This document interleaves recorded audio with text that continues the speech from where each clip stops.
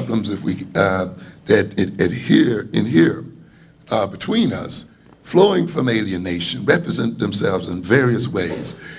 A quick category would be what we call narcissism, because often the alienated person feels worthless at bottom, feels rejected, and often inferior. But often again in what we call the reaction formation, they go the very opposite. They project a huge pride and ego. What do we say? You see, when we want to escape a problem, we become obsessed with another issue, don't we? Yes. What am I saying in black on black violence? I'm saying white Americans have a criminal history. They have a criminal nation. The nation is built on criminality and murder and exploitation. It is a part of their collective psyche. The United States is a mafia government.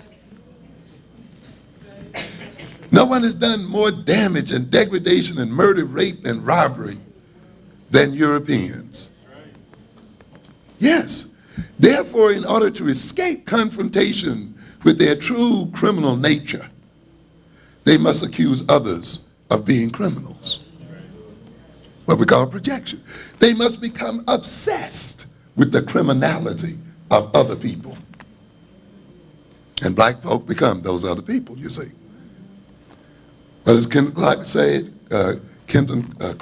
say? You called the Indians savages so you could behave toward them what? Savagely.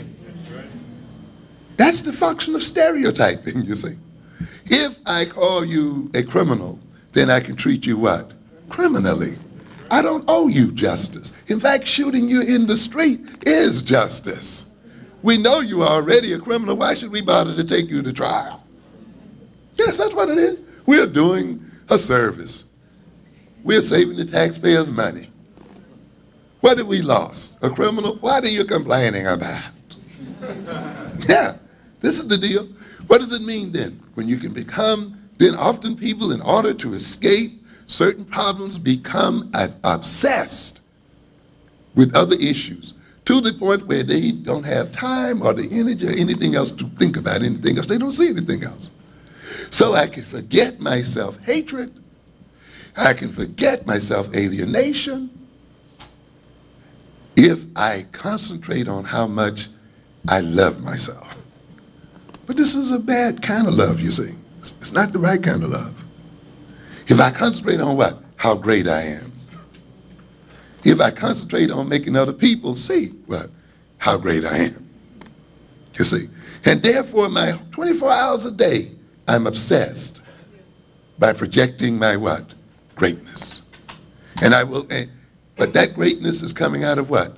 Hatred and inferiority. And since I'm greater than everyone else, I must make everyone else superior, in what? Inferior to me. In fact, I can only love people who attest to my superiority. I can only love a woman who 24 hours a day maintains my superior ego and states that she is in need of leadership and guidance. And I'm her leader. I may be emasculated in the world, but in my house, I'm the king. And at any moment she indicates that I have feet of clay, I shall use them to stomp her. Yeah, this is the kind of thing we have here. Yeah, and it goes the other way too. You know, make me a goddess and lay at my feet all kinds of sacrifices. Yeah, yeah, live through me. And any moment that you don't hold this up, I'm going to react with anger and call you all kinds of names and problems. That's the issue of narcissism.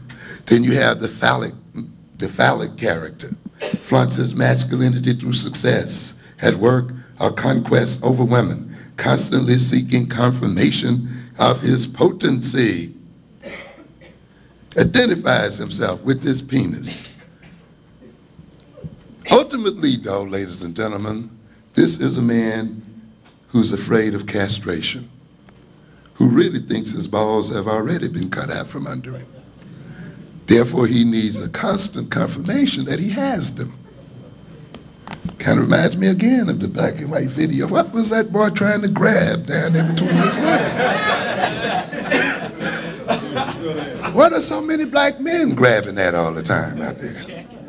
Yes, seeing if it's there. Yeah, where is it? In other words, then, that relationship can move into a master-slave kind of relationship. A relationship that tries to use and exploit other people. A relationship that, in a sense, duplicates the social relationship that the man has. Don't worry about it, it'll be all right. At the end, you have people then who have a problem with lovability and are in constant need of reassurance. So what does this all imply? We don't have time to go into it all. What does it all imply? What does it roll out to be? It means then that if we are to transform the relationship between black males and black females and transform the nature of black life, period, we must transform the American system itself. Yeah, you can't get around that. Oh yeah, we have to if we are going to say that living in America, being black in America, creates a good deal of the problems that we have, then we must change America as a part of changing what? The problems. Now, it doesn't mean that we focus outside of ourselves, because one of the best ways of changing America is by what means? Changing ourselves. I've told you before that we are not only the creation of whites, we also create them.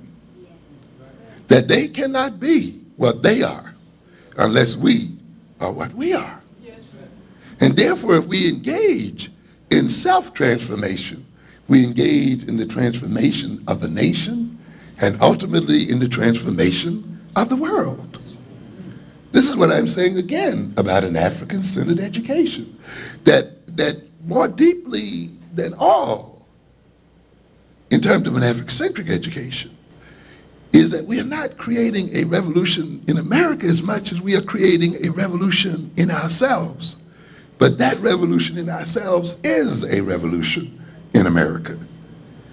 And that's why we look at ourselves and transform ourselves. It means then that we must gain a perception of what is real. Maladaptive behaviors flow from the inability to operate in terms of what is real in the world. Where are we as African people? What is our real history?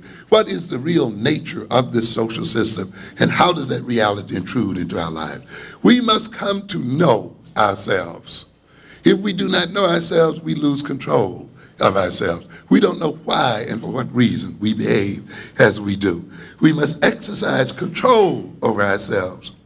We must come to esteem ourselves and accept ourselves. To a good extent, the problems that we talk about all the time are problems that flow from people avoiding themselves, escaping their real selves, and creating mechanisms and machinations to facilitate their escape from themselves, and using other people and abusing other people in their escape from self-acceptance, in their escape from their real African selves as a people. And therefore, if we're going to stop abusing and using other people and using them as objects and so forth, then we must come back into self-acceptance and come back into reality. We must gain the ability to form affectionate relationships. And ladies and gentlemen, the ability to love and how to love is taught. In this system, we are taught that it's something that occurs accidentally and spontaneously. That is not true. Even romantic love, with all of its shivers up and down your spine,